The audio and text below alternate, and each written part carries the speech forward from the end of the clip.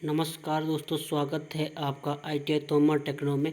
तो दोस्तों, आज हम डिस्कस करने वाले हैं फिटर ट्रेड थ्योरी का प्रीवियस ईयर पेपर। तो दोस्तों, जैसा कि आप यहां पर देख पा रहे हैं, पेपर 1 फिटर सिद्धांत प्रथम वर्ष वार्षिक परीक्षा। यदि दोस्तों हम बात करें टाइम ड्यूरेशन की, तो 2 घंटे का यहाँ पर समय दिया गया था। यदि दोस्तों हम बात करें अंकों की, तो 100 अंकों की यह परीक्षा रहने वाली है। तो दोस्तों आइए देखते हैं कि DGT की ओर से किस प्रकार का क्वेश्चन पूछा गया था। यदि दोस्तों हम बात करें इस क्वेश्चन पेपर की, तो यह आपके लिए बहुत ही मोस्ट इम्पोर्टेंट रहने वाला है। इस क्वेश्चन पेपर के माध्यम से आपको यह पता चल जाएगा कि किस प्रकार का क्वेश्चन पेपर आता है और क्वेश्चन का स्टैंडर्ड किस प्रकार रहता है। तो आइए दोस्तों स्टार्ट करते हैं। तो दोस्तों, जैसा कि आप यहाँ पर देख पा रहे होंगे, नंबर 1 क्वेश्चन में तो यहाँ पर पूछा गया है, हैंड वॉइस खालिस्तान के लिए प्रयोग की जाती है। यदि दोस्तों हम बात करें हैंड वॉइस की, तो हैंड वॉइस बहुत ही छोटे छोटे कार्यों को पकड़ने के लिए करते हैं, जैसे नट बोल्ट और रिबेट को होल्ड करने के लिए, छोटे छोटे कार्यों को होल्ड करने के लिए हैंड वॉइस का प्रयोग किया जाता है। तो दोस्तों अकॉर्डिंग टू ऑप्शन यहाँ पर मिनट कार्य के लिए। यदि दोस्तों हम बात करें सेकंड नंबर क्वेश्चन की, तो यहाँ पर पूछा गया है, बेंच वाइस के जॉ प्लेट किसके बने होते हैं। तो दोस्तों बेंच वाइस के जॉ प्लेट टूल स्टील के बने होते हैं। यदि दोस्तों हम बात करें वॉइस क्लैंप की, तो वॉइस क्लैंप मुलायम धातु यानी कि एल्यूमिनियम के बने होते हैं, जिसका प्रयोग फिनिश किए हुए जॉब की सतह को प्रोटेक्ट करने के लिए किया जाता है। बात करें थर्ड नंबर क्वेश्चन की, 500 ग्राम हथौड़े के लिए हैंडल की कुल लंबाई लगभग कितनी होनी चाहिए। यदि हम बात करें 500 ग्राम हथौड़े के हैंडल की, तो 325 mm यहाँ पर लंबाई रहती है। यदि हम बात करें 4 नंबर क्वेश्चन की, इन यंत्रों में से कौन सा एक यंत्र तिरछेपन के कोण को सटीकता से मापने के लिए प्रयोग किया जाता है। तो दोस्तों यदि हम बात करें कोण को सटीकता से मेजर करने के लिए, तो वर्नियर बेवल प्रोटेक्टर के द्वारा कोण को बहुत ही सटीकता से मेजर किया जाता है, जिसकी एक्यूरेसी यानी लीस्ट काउंट 5 मिनट होती है।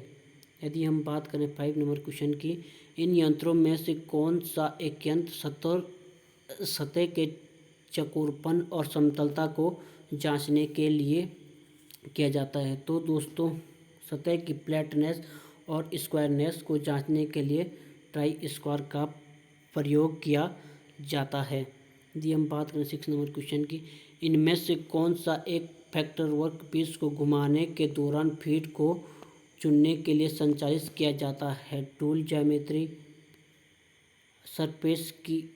सरफेस फिनिश की आवश्यकता, कूलेंट के प्रकार की आवश्यकता, ये सभी यानी कि ऑल ऑफ द अबव यहाँ पर राइट रहने वाला है। यदि हम बात करें 7 नंबर क्वेश्चन की, कास्ट आयरन को घुमाने के दौरान इनमें से चिप्स के किन प्रकार को पाया जाता है। तो दोस्तों यदि हम बात करें कास्ट आयरन के दौरान चिप्स को, तो यहाँ पर खंडित चिप्स कास्ट आयरन के घुमाने की यानी कि टर्निंग के दौरान प्राप्त होते हैं।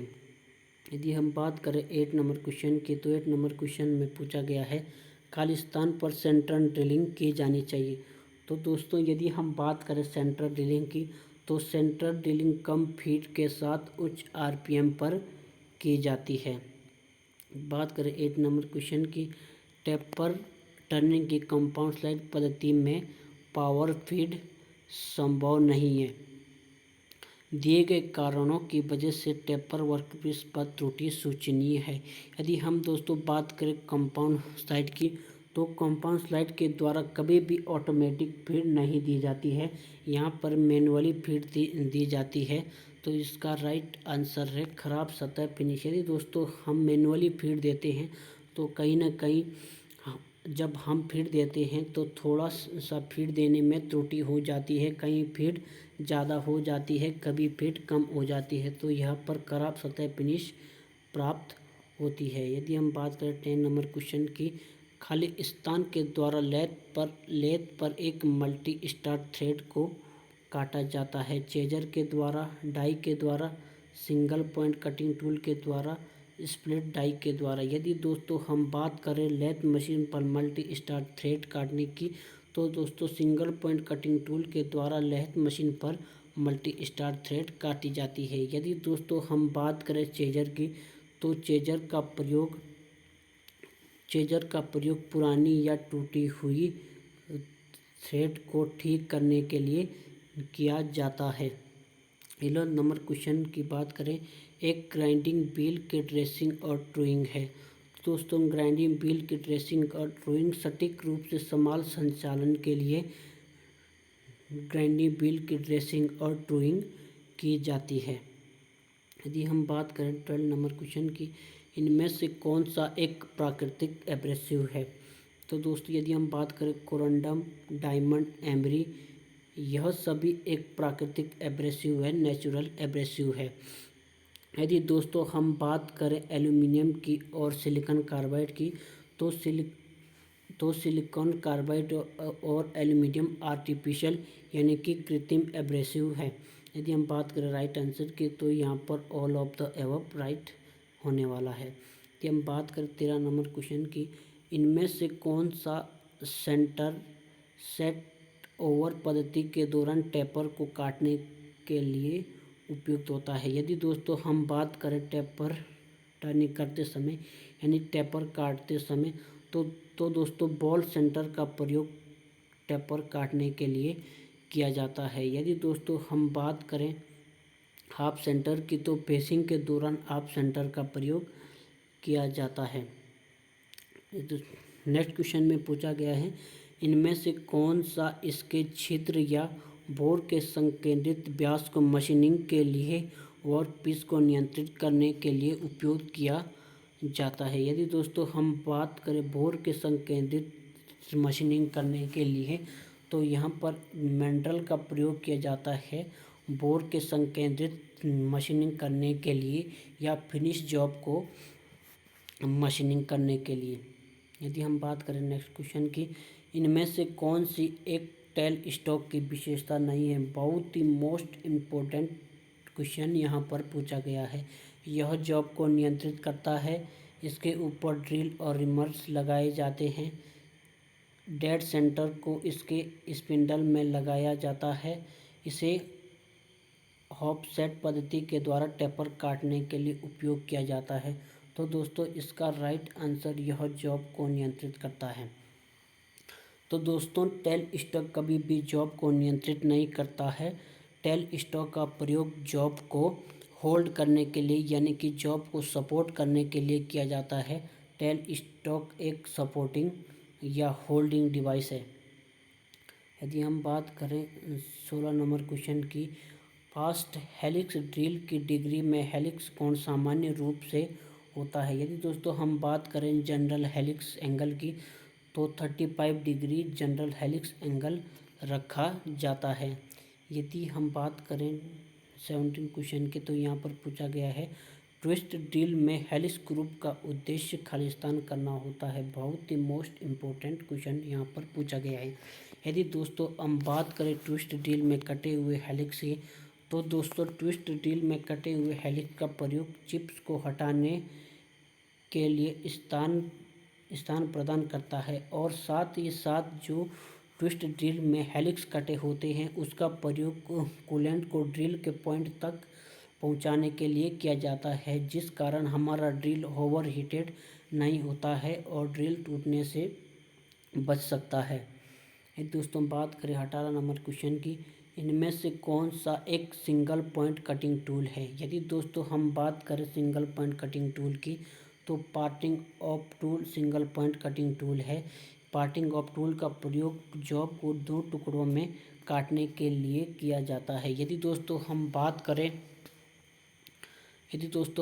करें मल्टी पॉइंट कटिंग टूल की, तो दोस्तों hexa blade, milling cutter, grinding wheel, ये सभी यहाँ पर एक मल्टी पॉइंट कटिंग टूल के अंतर्गत आते हैं। यदि हम बात करें 19 नंबर क्वेश्चन की, कैलिपर के अंदर माप को खालिस्तान के द्वारा पढ़ा जा सकता है। तो दोस्तों जो साधारण कैलिपर के द्वारा माप ली जाती है उसके रीडिंग को स्थानांतरण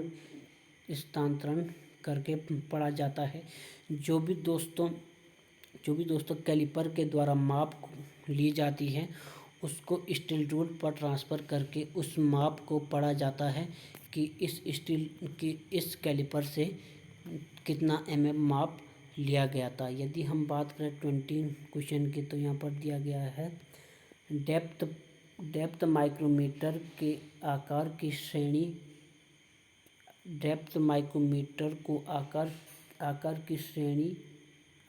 की विस्तृत श्रेणी मापने के लिए उपयोग किया जाता है, क्योंकि आकार के भिन्न श्रेणी के लिए एक्सटेंशन रॉड की संख्या होती है।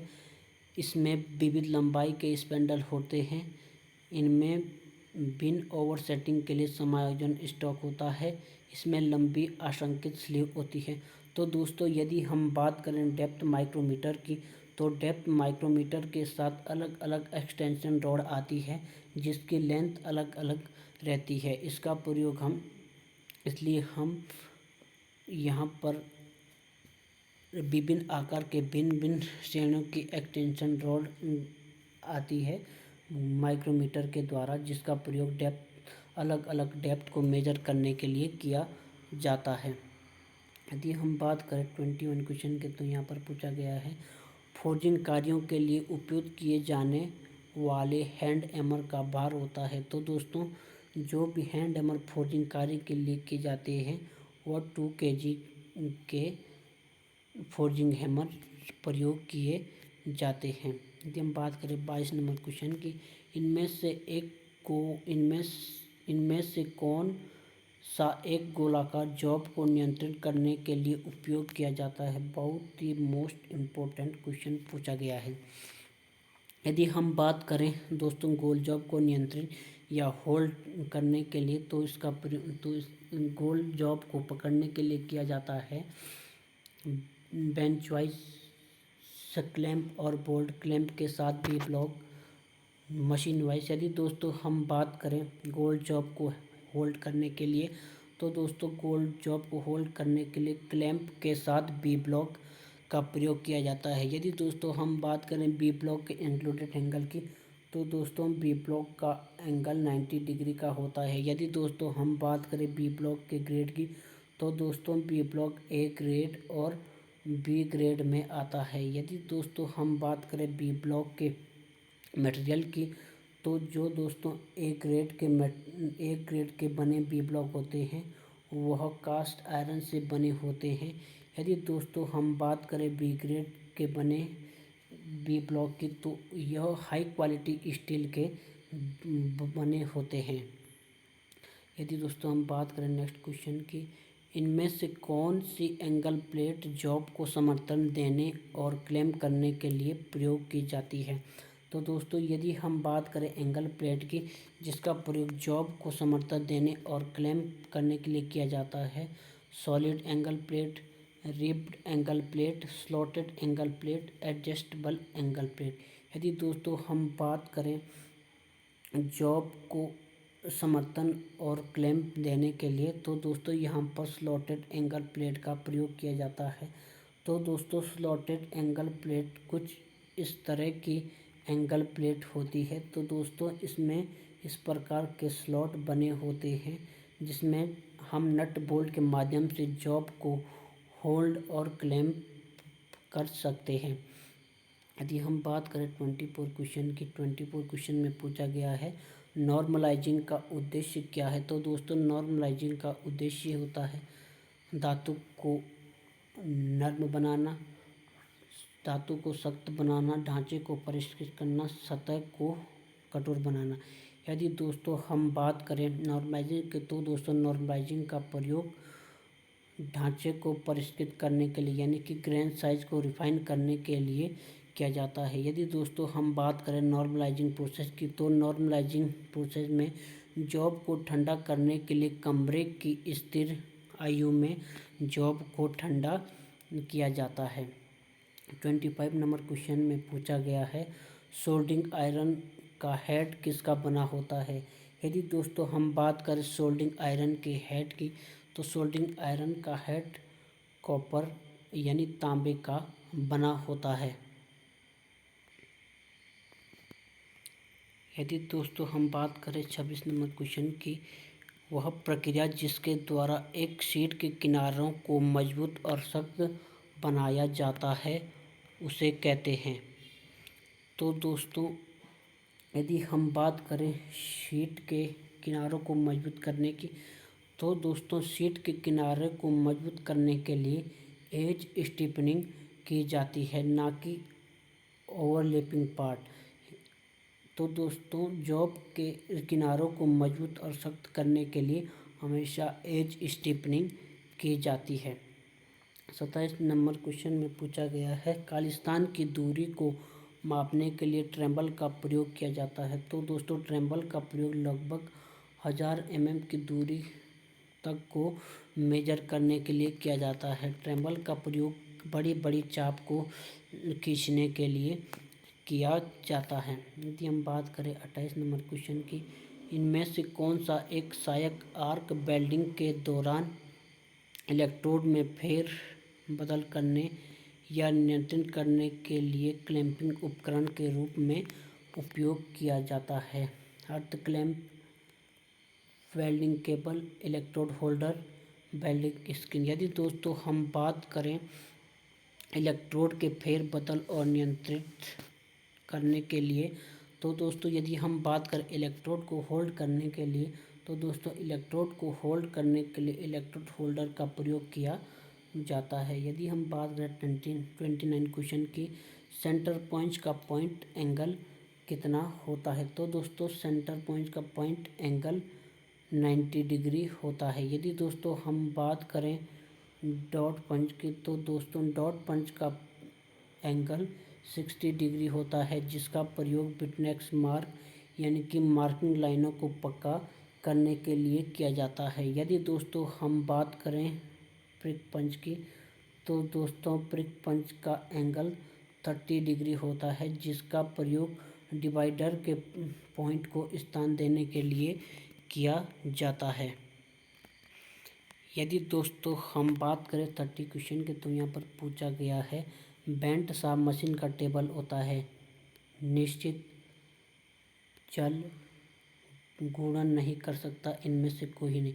तो दोस्तों बैंड सा मशीन का टेबल निश्चित यानी कि निर्धारित होता है। यदि हम बात करें 31 क्वेश्चन के, तो यहाँ पर पूछा गया है ड्रिल सामान्य रूप से खालिस्तान के द्वारा बना होता है, cast iron, HSS, mild steel या ब्रॉस। यदि दोस्तों हम बात करें ड्रिल की, तो दोस्तों ड्रिल को HSS यानी कि हाई स्पीड स्टील से बनाया जाता है। यदि हम बात करें 32 क्वेश्चन की, M5 के द्वारा टैपिंग करने के लिए इनमें से किस प्रकार के ड्रिल की आवश्यकता होती है। तो दोस्तों M5 के टैपिंग के लिए हम 4.2 mm के ड्रिल का प्रयोग करते हैं।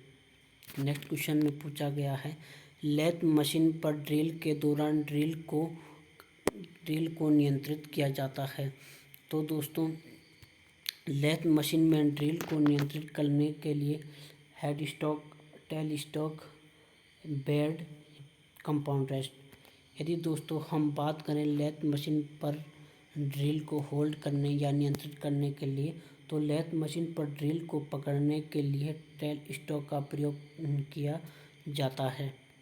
जब हम बात करें 34 क्वेश्चन की, इनमें से कौन सा एक नियमित वर्कपीस को नियंत्रित करने के लिए प्रयोग किया जाता है। नियमित वर्कपीस को नियंत्रित करने के लिए यदि हम बात करें नियमित वर्कपीस को नियंत्रित करने के लिए, तो नियमित वर्कपीस को नियंत्रित करने के लिए मैंड्रेल का प्रयोग किया जाता है। यदि हम बात करें 35 क्वेश्चन की, ग्राइंडिंग सामान्य रूप से होती है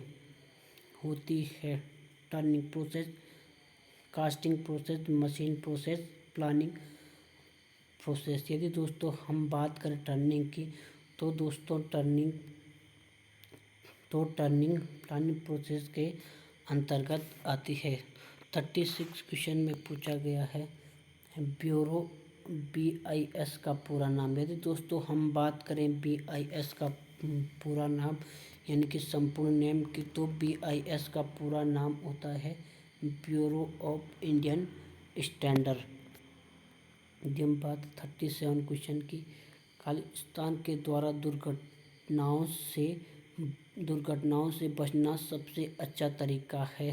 प्राचीन तरीके से कार्य करना, अपने तरीके से कार्य करना, मशीन, वर्क प्लेट और जॉब से संबंधित सुरक्षा नियमों का अनुपालन करना, सुरक्षा यंत्रों का उपयोग करना। यदि दोस्तों हम बात करें दुर्घटनाओं से बचने का सबसे अच्छा तरीका है, तो दोस्तों मशीन, वर्क प्लेट और जॉब से संबंधित सुरक्षा नियमों का अनुपालन करना दुर्घटना से बचने का सबसे अच्छा तरीका होता है।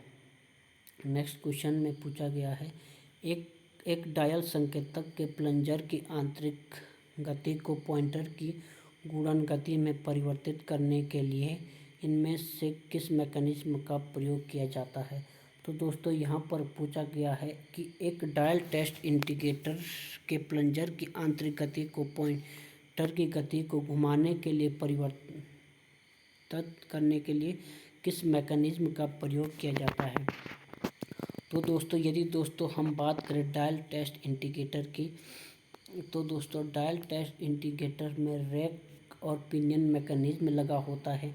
रैक एंड पिनियन मैकेनिज्म का प्रयोग किया जाता है लीनियर मोशन को रोटरी मोशन में ट्रांसमिट करने के लिए या रोटरी मोशन को लीनियर मोशन में ट्रांसमिट करने के लिए। यदि दोस्तों हम बात करें डायल टेस्ट इंडिकेटर की, तो डायल टेस्ट इंडिकेटर रैक और पिनियन के मैकेनिज्म के सिद्धांत पर कार्य करता है।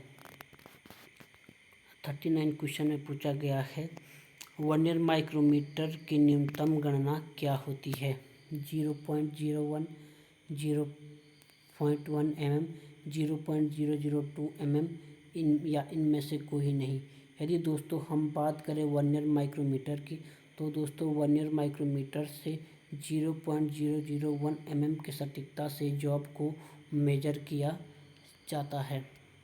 यदि हम बात करें 40 क्वेश्चन की, इनमें से कौन सी एक फेरस धातु होती है। Aluminium, tin, copper, mild steel. यदि दोस्तों हम बात करें फेरस मटेरियल की, तो माइल्ड स्टील फेरस मटेरियल के अंतर्गत आता है। यदि दोस्तों हम बात करें एल्युमिनियम, टिन, कॉपर की, तो दोस्तों aluminium, tin, copper non ferrous material के अंतर्गत आता है। यदि दोस्तों जिस भी पदार्थ में लोहे के कण पाए जाते हैं वह पदार्थ फेरस मटेरियल के अंतर्गत आता है। यदि भी जिस भी धातु में लोहे के कण नहीं पाए जाते हैं वह नॉन फेरस मटेरियल के अंतर्गत आता है। यदि हम बात करें 41 क्वेश्चन की, कास्ट आयरन को फोर्ज नहीं किया जा सकता क्योंकि इसमें खालिस्तान की विशेषता होती है सौम्यता, कड़ापन, सतर्कता, भंगुरता। यदि दोस्तों हम बात करें कास्ट आयरन की, तो कास्ट आयरन में सबसे ज़्यादा भंगुरता यानी कि ब्रिटलनेस होती है। तो दोस्तों यदि हम बात करें ब्रिटलनेस की, तो दोस्तों ब्रिटलनेस एक बहुत ही भयंकर यानी कि खतरनाक प्रॉपर्टीज होती है जो कि कास्ट आयरन को भंगुर बनाती है, जिस वजह से कास्ट आयरन को कभी भी फोर्ज नहीं किया जाता है। कास्ट आयरन को हमेशा कास्ट किया जाता है। यदि दोस्तों हम बात करें 42 क्वेश्चन की, तो 42 क्वेश्चन में पूछा गया है एक माइक्रोमीटर में 0.003 mm की धनात्मक त्रुटि है। यदि माइक्रोमीटर 20.43 पढ़ता है तो वास्तविक रीडिंग क्या होगी। 20.49 mm, 20.40 mm, 20.47 mm, 20.46 mm।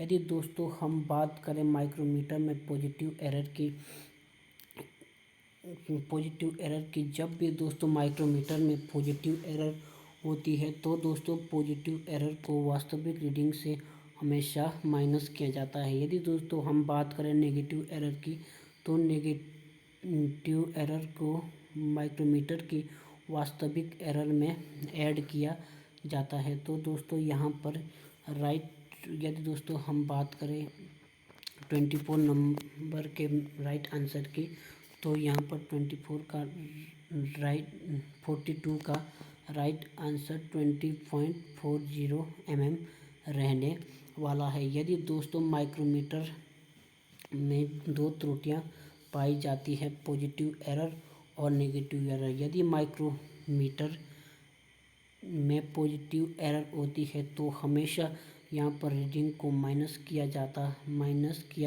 जाता है। यदि माइक्रोमीटर में नेगेटिव एरर होती है तो नेगेटिव एरर को हमेशा वास्तविक एरर में ऐड किया जाता है। तो यदि दोस्तों हम बात करें 43 क्वेश्चन की, तो यहाँ पर पूछा गया है बोरिंग संचालन खालिस्तान के लिए उपयोग किया जाता है। थ्रेड बनाने के लिए, छिद्र को बनाने के लिए, छेद को बढ़ाने के लिए, ये सभी।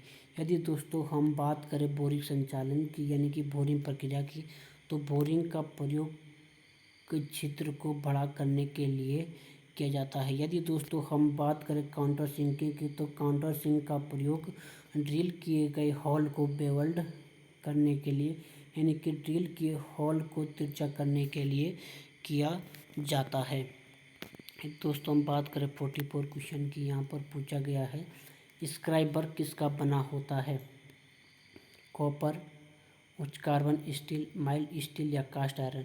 तो दोस्तों यदि हम बात करें स्क्राइबर की, तो स्क्राइबर कास्ट उच्च कार्बन स्टील का बना होता है यानी कि HCS का बना होता है। यदि हम बात करें स्क्राइबर के प्रयोग की, तो स्क्राइबर का प्रयोग मार्किंग लाइनों को खींचने के लिए किया जाता है। यदि हम बात करें 45 क्वेश्चन की, एक डिवाइडर किसके लिए उपयोग किया जाता है?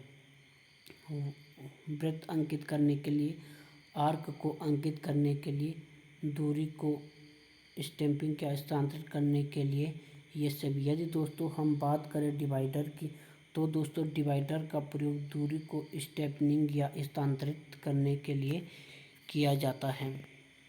46 क्वेश्चन में पूछा गया है एक एंगल प्लेट पर स्लॉट किसके लिए प्रदान किए जाते हैं? बोल्ट को समायोजित करने के लिए, हुक के साथ लटकाने के लिए, भार को कम करने के लिए, वर्क को पंक्तिबद्ध करने के लिए। यदि दोस्तों हम बात करें एंगल प्लेट में दिए गए स्लॉट को, तो एंगल प्लेट में दिए गए स्लॉट का प्रयोग बोल्ट को समायोजित करने के लिए किया जाता है। 47 क्वेश्चन में पूछा गया है सेंटर पंच के पॉइंट एंगल में कोण होता है? 30 डिग्री, 60 डिग्री, 5 से 10 डिग्री, 12 से 15 डिग्री। यदि दोस्तों हम बात करें सेंटर पॉइंट के पॉइंट एंगल की, तो दोस्तों सेंटर पॉइंट का पॉइंट एंगल 90 डिग्री होता है। तो दोस्तों यहाँ पर किसी भी ऑप्शन में 90 डिग्री नहीं दिया गया है, तो दोस्तों यह यहाँ पर रॉन्ग क्वेश्चन है, यानी यहाँ पर इस क्वेश्चन में यह रॉन्ग प्रिंटेड हुआ है। तो दोस्तों मैं आपको सजेस्ट करना चाहूँगा कि सेंटर पॉइंट का पॉइंट एंगल 90 डिग्री होता है, ना कि 30 डिग्री, ना कि 60 डिग्री होता है।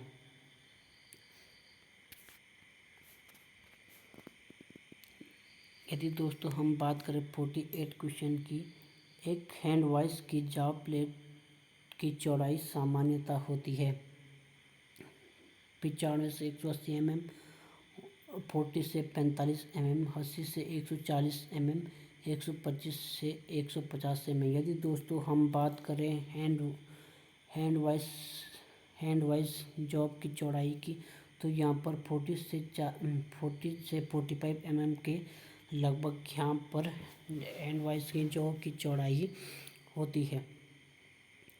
यदि हम बात करें 49 नंबर क्वेश्चन की एक वॉइस की टॉप की ऊंचाई होनी चाहिए। संचालक की कोने की ऊंचाई इससे 5 से 8 सेंटीमीटर ऊंचा। संचालक की कोने की ऊंचाई से 5 से 4 सेंटीमीटर ऊपर सिर्फ कोने के स्तर के लेवल तक, इनमें से कोई नहीं। यदि दोस्तों हम बात करें वॉइस के टॉप की ऊंचाई की, तो दोस्तों वॉइस की टॉप की ऊंचाई कारीगर के कोने के लेवल के स्तर पर होती है। यदि हम बात यहाँ पर 50 नंबर क्वेश्चन में पूछा गया है, हैमर का आई होल होता है तिरछा, हैंडल के अंत पर तिरछा, दोनों सिरों पर तिरछा, सामने वाले सिरे से तिरछा। यदि दोस्तों हम बात करें हैमर के आई होल की, तो हैमर का आई होल हैंडल के अंत में तिरछा होता है। तो यदि दोस्तों आपको वीडियो अच्छा लगा है तो दोस्तों वीडियो को लाइक एंड चैनल को सब्सक्राइब कर देना। Thanks for watching and bye bye.